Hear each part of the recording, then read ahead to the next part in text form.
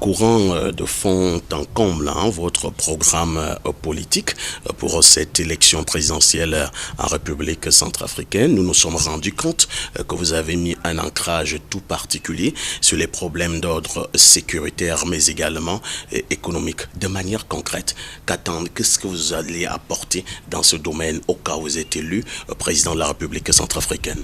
Je pars du principe que le problème centrafricain est essentiellement économique, que cette pauvreté endémique a fait que depuis 30 ans, les hommes politiques en profitent pour instrumentaliser les jeunes.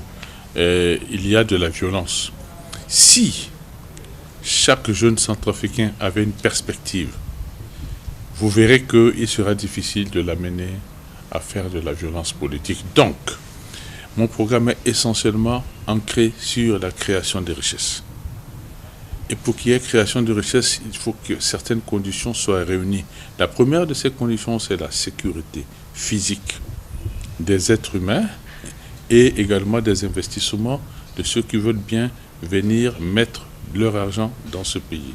La seconde, c'est la sécurité juridique et judiciaire, pour qu'on sache qu'il y a une justice qui marche dans ce pays. La seconde, c'est une administration bien organisée pour que les hommes d'affaires qui viennent aient en face du répondant.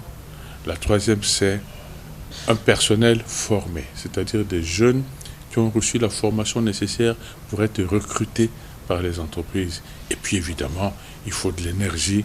Nous n'avons pas assez d'offres en énergie électrique. Il en faut beaucoup plus pour que les entreprises viennent. Voilà. Quand vous avez mis ça, vous créez les conditions pour que des entreprises se créent et par les Centrafricains, et par les Africains des pays voisins, et par d'autres, et par les Occidentaux, les Asiatiques, peu importe.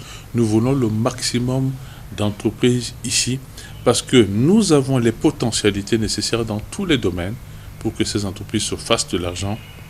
Et ça permet à l'État centrafricain d'engranger le maximum de ressources parce qu'il y aura une croissance qui va s'entretenir, qui sera durable, et cela permettra que les problèmes de pauvreté soient résolus. Les secteurs d'activité sont nombreux, à commencer par l'agriculture, où nous pouvons réellement être le grenier de l'Afrique. Et puis, tout le monde sait qu'il y a beaucoup de minerais en Centrafrique et certainement également du pétrole.